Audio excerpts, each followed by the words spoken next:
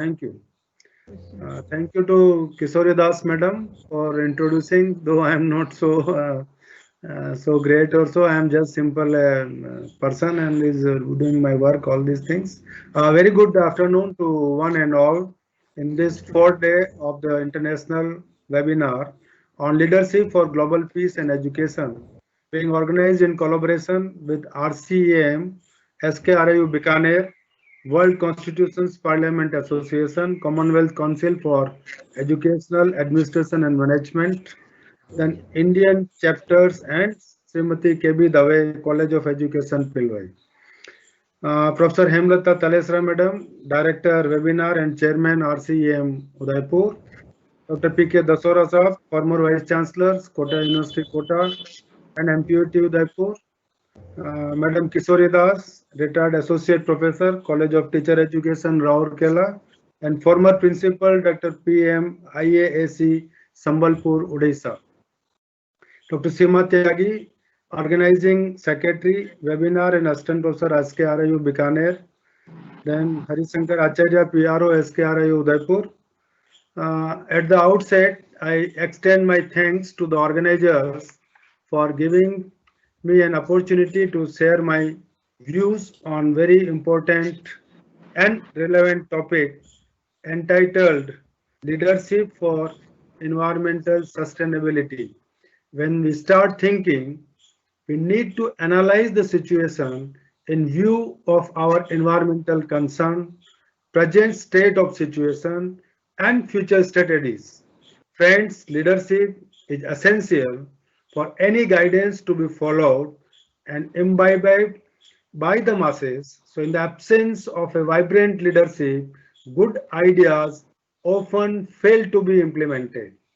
Hence, leadership is, or rather, leader is essential for making suitable strategies in this direction. Environment has become a global issue with the increasing population, impact of industries on environment, limited land, reduction in the area under forest, as well as satisfying the suitable strategies in this direction. So environment has become a global issue with the increasing population, increased impact of industries on environment, limited in forest, and this depletion of groundwater, lack of pure air, and coupled with never satisfying greed of human being compel us to seriously visualize the problem and formulate a long-term, sustainable, strong environmental policies. Uh, in general, at local level in particular, so the policy should ensure its time-bound implementation, ease in adaptation, and government support for implementation. In fact, man has shown its serious concerns towards environment right since time immemorial. Whatever our ancestors had planned for ensuring balance in five Panch Mahabhutas, that is water, air, earth, fire and sky. We have not been ensuring even an iota of their followings.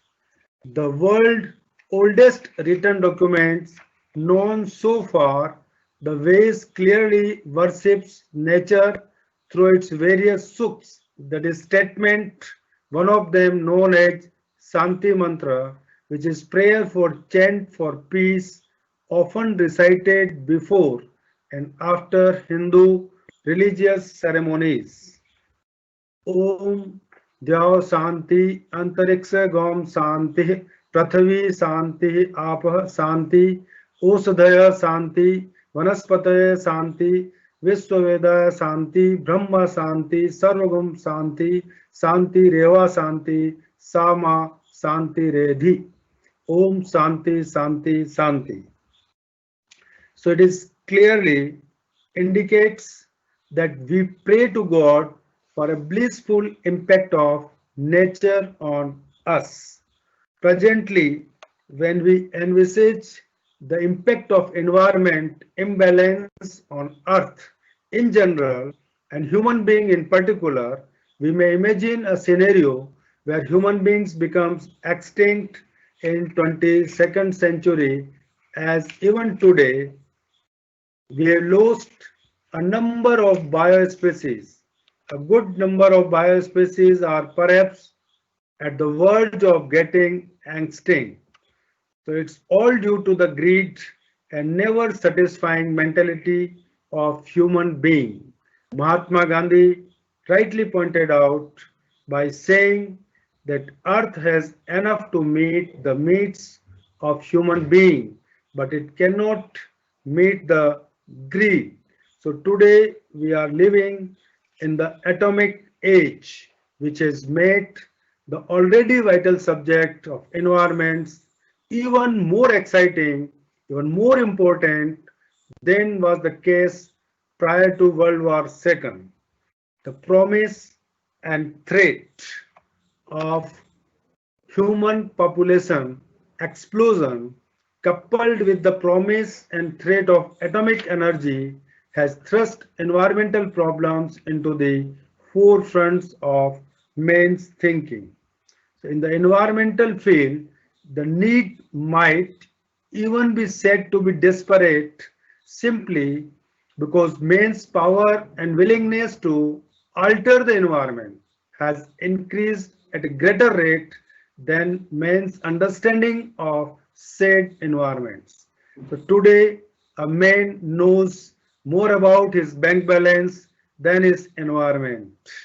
He is more concerned about contributing to the protection of environment than the protection of his petty interests. So if I am say about the homeostasis mechanism also, so in the individual, for as example, there is regulatory mechanisms that keeps the body temperature in man fairly constant. Say for is 98.4 degrees centigrade degree Fahrenheit or 37 degrees centigrade. So fluctuations in the environment, regulatory mechanisms also operate at the population, community and ecosystem level. So for example, we take for granted that carbon dioxide content of the air remains constant, that is 0.03%. So without realizing perhaps that it is the integration of organisms and environment that maintains the steady conditions despite the large volumes of gases that continually enter and leave the air.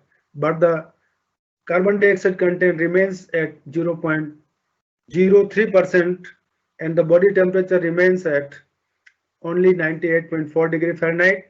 Whether there is a 0 degree centigrade outside the in the environment or whether it is a 45 degree temperature in the environment. So these are the some of the things. So if we understand the tree, then perhaps a better way to understand a tree that it is necessary to study both the forest of which it is a part as well as the cells and tissues that are the part of a tree. So therefore, uh, it is rather important to evolve a leadership to show the proper way of living to masses to enable them to think and get for environment to the better future of coming generations. Now, being an agricultural scientist, I understand that due to excessive use of chemical fertilizers, pesticides, weedicides, and misuse of canal water in Punjab and Haryana. Say when I'm talking about the chemical fertilizers, that is the urea, DAP, muriate of potash, etc. And there are so many types of pesticides, whether it is chlorinated hydrocarbons or carbamates or these other pesticides, then weedicides or herbicides. Then there is when we are using this misuse of canal water because there is a canal irrigation in the Punjab and Haryana. So the soil becomes sodic or alkaline and its water holding capacity is reduced. So soil, air and water is being polluted and insect become resistant to pesticides. There is a biological magnification of pesticides. If I'll give the example of this biological magnification of pesticides, because we spray the pesticides on a fodder crop, say for it is a alfalfa crop, and then it is fed to the milk animals.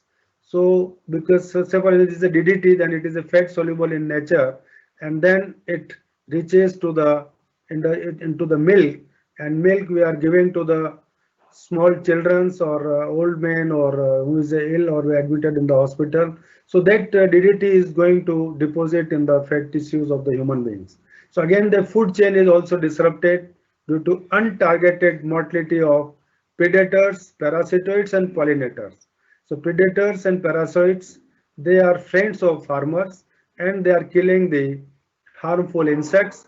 Then pollinators are also friends of the farmers. Say for example, bees and wasps and all that, they are helping in the dissemination of pollens, and good seed setting is there and it increases the production of the crop also.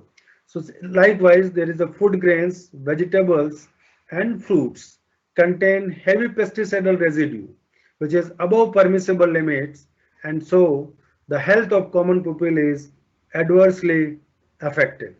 So I'm pained to mention the train running between Bhatinda, Punjab to Bikaner, Rajasthan, which is Bhatinda Bikaner Express, now named as Cancer Train, because most of the cancer patients along with their relatives are coming to Bikaner for their free of cost treatment, because there is a cancer hospital in the Bikaner where free treatment is being done. So all these people, they come through this train and named as a cancer train. And likewise, the people of Punjab and Haryana do not consume wheat produced by them.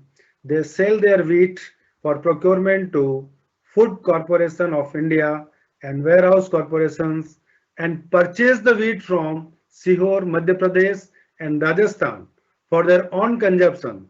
So this is the situations nowadays. So the answer lies in organic farming, as organic farming has proven to be environmental friendly, improving soil health and make the farmers self-dependent. So moreover, we can adopt integrated pest management, integrated disease management practices, balanced use of fertilizers, where we can use the balanced use of this DAP, urea, and also we can use the farmyard manures also. Then is a balanced use of water, is water management by micro irrigation, say for drip irrigation or sprinkler irrigation, and likewise we can do this. These activities, they are helpful in environmental sustainability and it gives the ecological security. As far as the physical control or mechanical control or cultural control is concerned, we can we should minimize the use of pesticides, weedicides or herbicides, and for that we can control through, say for, and temperature is also can be used. So where some high temperature of 56 degree for 4 hours, we can expose our seeds or food grains to the sunlight in the month of May or June. Then there is a humidity also by irrigation giving and by draining out the water from the field. Then there is a light, sound, electricity. Then we can do go for a mechanical controls also. So they become without use of pesticides and all this. There is a collection of eggs, insects by hand or then destroy them by hand net, by fencing, by trenching, tree bending, light traps, pheromone traps. Then we can also go for the cultural control practices where the post-harvest plowing and hoeing and weeding. So the larvae are exposed to the sunlight and they are being eaten by the birds like kettle ergot or the crow or Indian mena. They prey on them. So likewise, we can follow the crop rotations, say maize, senji and sugarcane, groundnut and pulses, then cotton, ragi, maize, groundnut, and this cowpea or soybean like that. These are followed as a crop rotation. Then we can also go for the change in the sowing time or the harvesting time. Say for example, early sowing. For example, mustard. If you sow the crop in early in the mustard, then we can escape from the aphid attack. Likewise, late sown also in Punjab, if we sow the our maize crop late, then also it can be escaped from the attack of maize stem borer. And there is clean cultivation, use of resistant varieties also we can make use. So because of the resistant varieties, all these factors, that is tolerance, antibiosis, and non-preference is working. The removal of plant stubbles, weeding, balanced fertilizer and water management. We use the NPK in a balanced way and M5M. Then there is a need-based irrigation is given, cultivation of mixed cropping, trap cropping. Then there is a pruning and thinning. Say for in the orchards like mango orchards and other orchards. So there are different types of biocontrol agents are also there. They are predators, parasitoids. We can introduce them, we can augment, we can artificially rear them in the laboratory and then rear to the field, then release to the field. Then conservation also practices on natural way. Predators can also be used, for example, ladybird beetle and seed pit fly, aphid lion, praying mantids, dragonfly. Then parasite or they are also we can use for the control as a biological control agent. Say for egg parasitoid is a trichogramma. Then Telenomous species, some Campolitis chloridae for Helicoverpa, Apentalis, Chilonus blackburni and all these. Then there is another thing is a trichoderma, which is this is a good fungus, which is useful fungus, which kill the harmful fungus in the field. Then we can use or make use of the nuclear polyhedrosis virus. There is a Helicoverpa armigera NPV, there is a Spodoptera litora NPV, and then there is a botanical pesticides, insecticides like pyrethrum, nicotine, rotinone, rhinia, sebadilla. Then there is a neem is one of the most important as a biopesticides we can use. There is a neem seed kernel extract with neem, which is known in the different name by azadirachtin, nimbeseed, melantriol, achuk, neem guard, econeem, neem gold, azadirachtin like that. And Jatropha, current is Pangomia. Then we can use of make use of cow urine and garlic extractions also. So all these things they are helpful in controlling the pest without using the pesticides. So when I say that this is the answer lies in the organic farming. Then in the organic farming, then we can use of the vermicompost. So the compost made by the earthworms is by African species. Two type of species are there which are making for the vermicompost. Then vermivas also used as a biofertilizer. Jivamrat is another fertilizer which is by using by cow urine, cow dung, gram flour, that is Bengal gram plus good, and they are fermented for 4 to 5 days and they are used as a biofertilizer. Then there is another fertilizer Prom, phosphate rich organic matter. In these stubbles of various crops are used and plus rock phosphate is being used, and after it when it become compost is ready, then we can make use in the field. Another is green manuring of sun hemp, dencha, pulse crops. They can also be used as the green manuring. So the global area is 90.6 million hectare nowadays in the under the organic agriculture, and roughly along with 61 standards and 468 certification bodies. So the world organic market is now more than 100 billion US dollar, and there are 27 lakh registered producers in 179 countries of the world. So the organic area in India is again 5.71 million hectare, including certified forest areas. The organic market from 8.35 lakh registered organic producers in the country is valued more than rupees 600 crores with an annual growth rate of 20 to 30%. So there are scientific evidences that organic agriculture practices help in moisture conservation, increased carbon sequestration, and lower emission of greenhouse gases. Besides improving and maintaining the soil quality and promote environmental balance. So organic agriculture is also supportive to development of entrepreneurship and employment generations in rural and urban area. So ever since the intervention by humans has occurred, the environment has changed enormously, especially in the modern context of industrialization. The danger to natural environment is greatest and results in natural degradation of flora and fauna with concomitant changes in environment of earth. When the environment changes drastically, many human diseases erupt, as is evidenced by the present day air pollution, water pollution, deforestation, soil erosion, noise pollution, and such adverse phenomena which are detrimental to human evolution.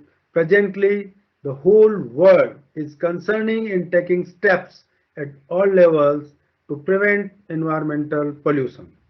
It is therefore emphasized that apart from academic level, the issues concerning environmental protection should be seriously taken up at mass level by educating masses, making stringent laws, and strictly enforcing them for environment protection.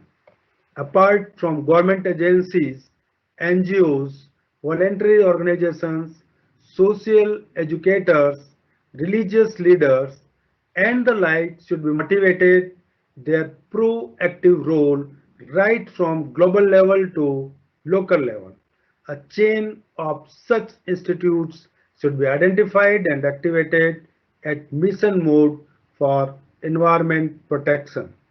For this, certainly, we need strong and committed leaders at various levels having full confidence and support of masses.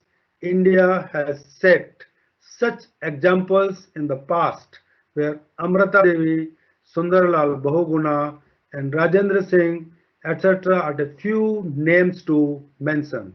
Amrita Devi is a famous name where in Jodhpur uh, she started Chipko Andolan to save the Kejdi, this tree, uh, when a king ordered that to cut the Kejdi plant.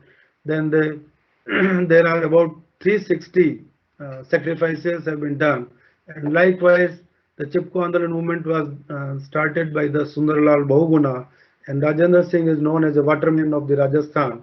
So they are all they are working in the field of environment uh, protection and all that.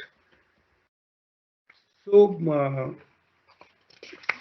we are also working in the that direction. So we have a tradition to worship the plants, say the tulsi, that is Ocimum sanctum. Banyan tree is Ficus bengalensis, and people, Ficus religiosa, and for that matter, every plant is considered as live entity in Indian culture right since time immemorial. So we have traditions of performing yajna for air purifications. Because when I mentioned the name of Tulsi, people, and this banyan tree, because Tulsi and this people tree, they release the oxygen throughout the 24 hours, and that's why we worship them. And like that, so we have tradition of performing yajna for air purification. We worship rivers, mountains. There is again a need to revisit our ancient literature and follow the path shown by these time-tested guidebooks. I think these books have capacity to be the leader for environmental sustainability and can also make the leader for environmental sustainability. Thank you. Thank you very much.